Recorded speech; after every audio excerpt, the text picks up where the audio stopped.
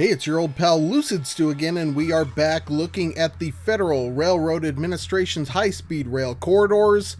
We're returning to the South Central High-Speed Rail Corridor to finish that up, this time from Fort Worth, Texas to Little Rock, Arkansas.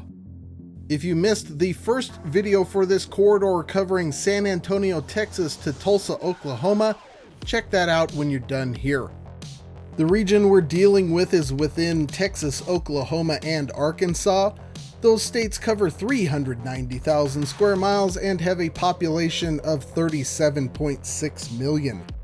Thanks to Texas, it is one of the fastest growing regions in the United States. In this video, we'll concentrate on Northwest Texas and Southern Arkansas. In that subregion, our major metropolitan area is the Dallas-Fort Worth Metroplex, home to 8 million people and fourth largest metro in the United States. Our three cities of interest therein are Dallas, population 1.3 million, third largest in Texas, ninth largest in the country. Next up, Fort Worth, population just under a million, fifth largest in Texas, 12th largest in the country. And then Arlington, smaller in population at 400,000, but directly between Dallas and Fort Worth and host to a massive entertainment complex including AT&T Stadium, Globe Life Field, Choctaw Stadium, and Six Flags Over Texas. Up next in Arkansas is Little Rock with a metro population of 750,000. Little Rock is the state capital and the largest metro in the state. Pretty far down the list in the country, but growing at a steady pace. About halfway between, you have Texarkana, a Twin Cities region on the border of Texas and Arkansas. At 150,000, it is the only other metro along the route that qualifies as more than a small city or town. Major airports in this region are Dallas-Fort Worth International, Dallas Love Field, and Bill and Hillary Clinton National Airport. DFW is an American Airlines hub and the second busiest airport in the country.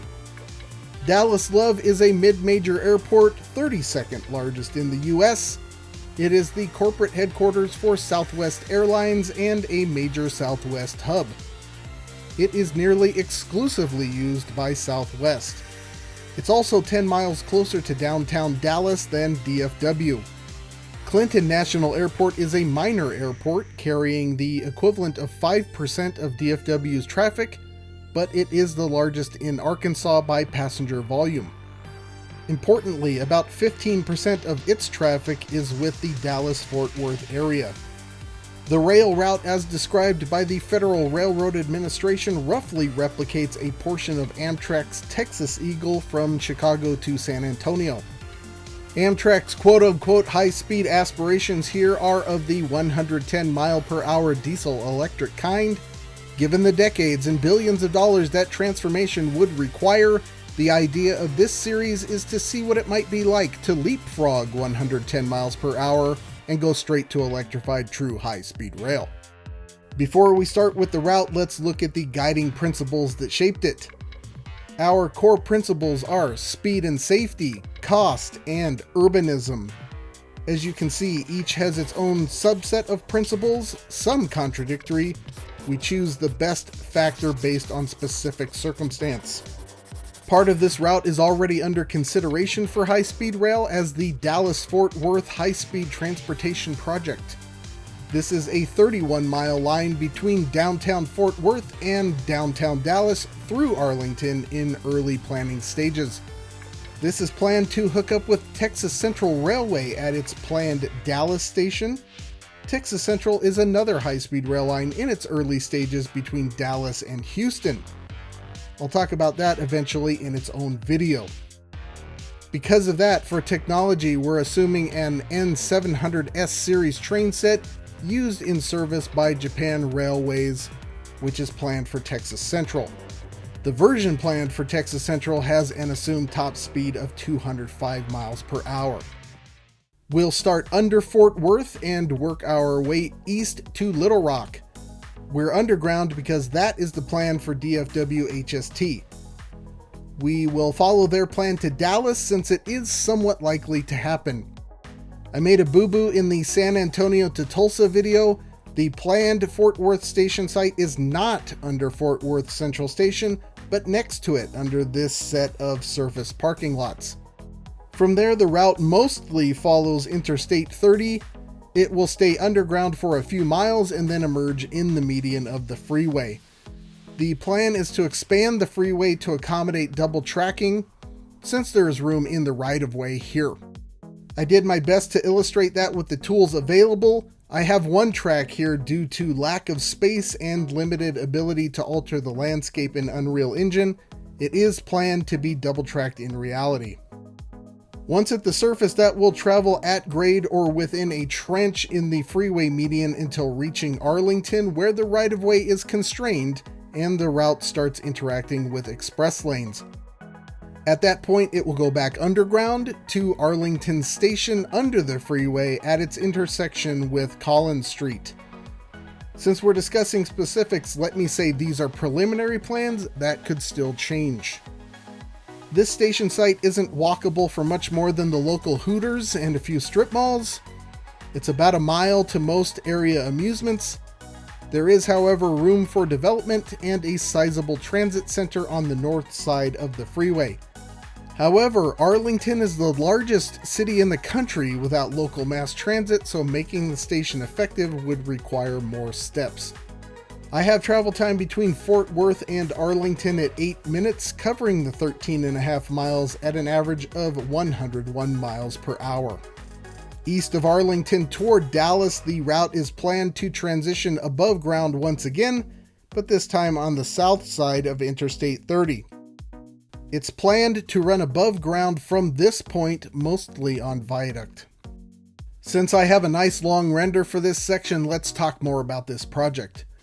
The North Central Texas Council of Governments started looking into the idea seriously in 2020. Route alternatives and other preliminary studies are completed, with the project ready to move into a roughly 2-year-long NEPA process that will allow the council to move toward a construction phase. The route also received a $500,000 Federal Railroad Administration Corridor ID grant and is moving through the Corridor ID process like 68 other projects all around the country, hoping to be the first in line for federal funding later. This has been going fairly smoothly, but has run into some opposition from Dallas of late, and the project is on somewhat shaky ground at the moment. We'll talk about that more in a second, but if you'd like to get caught up on the subject, check out the last few Stews news. Coming into Dallas, I'm showing you the newest proposed route. NCT COG is working on forwarding this option circumventing downtown Dallas, and another option that runs through downtown Dallas while Dallas decides what they're willing to put up with. This one will mostly remain to the east of Interstate 35 East, and then cross through the intersection of that and Interstate 30 near the convention center before ending up at the Texas Central Station location south of downtown Dallas. The area around the station has room for development. The site is about a mile from the center of downtown and on the other side of Interstate 30, but a quarter mile from the convention center. That is the location of the closest existing access to DART, Dallas's light rail system. Since we're stopping in Dallas, let's check travel time. For the 31 miles between Fort Worth and Dallas, I have a time of 21 minutes. That's an average of 89 miles per hour, including the stop in Arlington. I'll give my estimated cost on the project in the cost section near the end of the video. South out of the Dallas station site, we will follow the Texas Central route. This is mainly viaduct due to obstacles like elevated DART tracks until reaching Interstate 20. Then our Little Rock bound route will diverge from Texas Central as that heads south to Houston. Here the train will transition from Interstate 45 south to Interstate 20 east at about 110 miles per hour. That will be the speed limit for about 10 miles, as Interstate 20 is a little windy here through its junction with Interstate 635. East of there, the freeway right-of-way geometry speeds up to 125 miles per hour. There isn't any need to improve that because this routing will leave the Interstate 20 right-of-way between the cities of Terrell and Forney 10 miles further east and then head north at 150 miles per hour. There would be 20 miles of greenfield routing winding through existing properties with about 10 biting the dust. This would continue until reaching Dallas, Garland, and Northeastern Railroad right-of-way and heading northeast toward Greenville. An abandoned St. Louis Southwestern right-of-way has a better approach into Greenville, so our route will S-curve to that west of the city, with a few victims in Caddo Mills. That will allow our proposed route to travel through Greenville at about 150 miles per hour, elevated above local roads and rail. A few properties need to go before hooking up with Canadian Pacific Kansas City right-of-way on the east side of town. Our express won't stop in this city of 30,000, but the route makes for an ideal regional stop, which we'll talk about when we reach Arkansas. This right-of-way with some adjustments can support 150 mile per hour travel through the small towns of Campbell and Coombe before diverting into a 7-mile greenfield S-curve to northeast Texas Connectors right-of-way, which has a better high-speed path through the city of Sulphur Springs. The curve through the city would need to take out several industrial properties, but it would also make room for another potential regional stop 2 blocks north of downtown Sulphur Springs. East of Sulphur Springs, this right-of-way is not convenient, with some curves needing to be circumvented and ultimately a transition to Interstate 30 right-of-way to maintain speed. Continuing to follow Interstate 30 with minor deviations through the city of Mount Pleasant, population 16,000. Northeast of Mount Pleasant, a 25-mile section of full-speed travel is possible. West of here, our route has mostly been 150 miles per hour or less. At New Boston, the route would leave Interstate 30 and join an industrial spur into Texarkana. The rail situation in Texarkana is complicated, with several rights-of-way crossing and joining. This would likely require the reconfiguration of a Union Pacific yard and construction of a CPKC flyover. They're big asks, but I will assume it, and full-speed service to Texarkana for this video. Another option for a broader system would be a 35-mile full-speed bypass to the north near the Red River, and a single-tracked, slower-speed at-grade local to serve a Texarkana station, which would require fewer Texarkana area alterations. We're now at Texarkana Station on the border of Texas and Arkansas. Texarkana is made up of 2 cities named Texarkana on either side of the state border, which runs through the existing train station. The area around the station is quaint and walkable, with room for improvement on both sides of the border. T-Line bus service in the area covers both states. Since we've settled in, let's check travel times. From Fort Worth to Texarkana, it is 230 miles. I have that taking 1 hour 43 minutes for an average of 134 miles per hour with 2 stops. Dallas to Texarkana would be 1 hour and 20 minutes, 149 mile per hour average as a pure express. Out of Texarkana to the northeast, part of US 67 Broad Street would need to go to make room before the route would fly over Broad Street near the junction of Interstates 30 and 49 in order to join the Interstate 30 right-of-way. The single-track local option would make that easier. There are some geometry issues from there to the town of Fulton that would constrain speed somewhat, but northeast of there is back to full speed for about 50 miles until reaching the Arkadelphia area. Since we've mentioned Arkadelphia, let's talk about regional stop options. Here, in addition to our mentioned metros, we have 11 municipalities with a population of 10,000 or more, totaling 260,000 people in this mostly Interstate 30 corridor. This could greatly increase the local usefulness of such a system traveling through the yards of these areas. Back to Arkadelphia, south of there, this route leaves Interstate 30 next to power transmission lines and then joins Union Pacific right-of-way near the municipal airport. It will then head through Arkadelphia. All this takes place at top speed.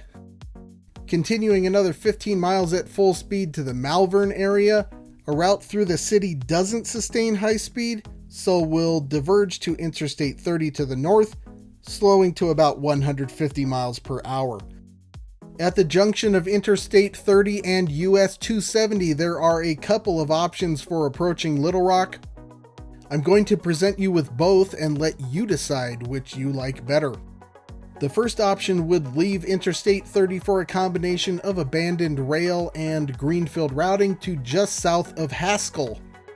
Then it would continue on for another 15 miles of greenfield through some hills. This would require about a mile of tunnel and end up at abandoned rail right-of-way that enters Little Rock from the south.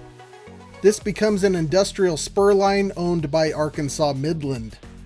Our route would eventually divert from that and head toward Union Pacific right-of-way into downtown Little Rock after crossing over Interstate 30 while running through a wooded area. At this point, the two options meet up again. Speaking of the second option, we're back at I-30 and US 270, but continuing in the interstate right-of-way. This becomes quite constrained through the cities of Benton and Bryant, total population about 55,000. This would need to travel on viaduct and speed would be limited to about 90 miles per hour by the interstate geometry. The reason to include this option is the possibility of supplying suburban Little Rock area customers with regional service. That would then transition from Interstate 30 at the junction with University Avenue and then join Union Pacific tracks. It looks like I'm replacing those, but the right-of-way there actually has room for both sets of tracks. The route would then proceed through the wooded area south of downtown, joining a second Union Pacific right-of-way and ending up where we left off with option 1. From there, the right-of-way toward Little Rock Union Station is wide enough for 6 tracks, but mostly contains 3. West of the station, a pointless street would be removed to make room for tracks, and some parking at the station would be replaced. While a mile from the center of downtown, Union Station is close to the state capitol and many state government buildings. The area around the station is also packed with surface parking. The overall downtown footprint is the same as the core of downtown Dallas, so there is a lot of room to grow. Little Rock has a short streetcar system, but it doesn't reach Union Station and the west side of downtown. That's bus territory. As we finally reach Little Rock Union, let's check travel times. For the Greenfield route, Fort Worth to Arkansas is 373 miles. Interestingly, that's the same distance I have for my Los Angeles to Phoenix route. Check that out if you haven't seen it. Those 373 miles to Little Rock would be traversed in 2 hours 36 minutes, with the stop in Texarkana for an average of 143 miles per hour. Dallas to Little Rock would be a little better, 342 miles, 2 hours 13 minutes, a 154 mile per hour average.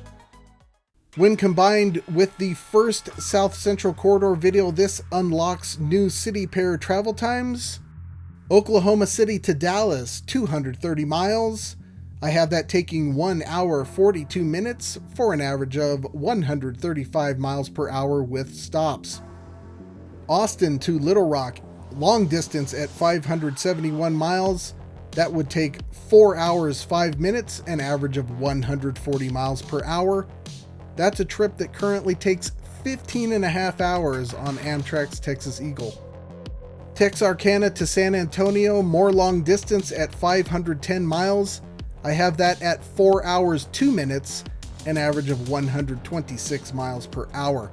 That's a trip that currently takes 16 and a half hours on Amtrak's Texas Eagle. I have our Benton Bryant option running about 5 minutes slower on an express. The Texarkana Red River bypass we talked about earlier would cut off about 15 minutes, theoretically enabling a sub 2 hour Dallas to Little Rock trip. Before talking about costs, let's see how all that stacks up to intra-regional flights. For the whole corridor, with Dallas Love now in play, I count 162 daily nonstop flights with a capacity of about 20,000 seats. And believe it or not, about 15% of that is between Dallas and Little Rock. This chart could look familiar from the last video, but I switched out Waco for Little Rock. High-speed rail is competitive time-wise with DFW in the region. Little Rock also looks okay, but more so to Dallas than Fort Worth. City to city makes up for those deficits, considering DFW is away from city cores. Dallas Love is not as active as DFW, but still with 2/3 as many flights. Metro to metro, high-speed rail struggles, especially at longer distances. City to city is competitive, but not dominant like with Fort Worth, thanks to DFW HST being relatively slow and Dallas Love being relatively close to downtown Dallas. Overall, it seems like high-speed rail would present a good option, but that the operations of Southwest from Dallas Love would remain strong. Before getting to cost, let's look at my cost estimation algorithm and some sample results to show that it spits out relatively decent ballpark figures. Let's start with Dallas-Fort Worth high-speed transportation. This is 31 miles of track from downtown Fort Worth to downtown Dallas via Arlington. For that, I have an estimate of $12.1 billion. Hoo-wee! That is a whopping $390 million per mile, putting even California high-speed rail to shame.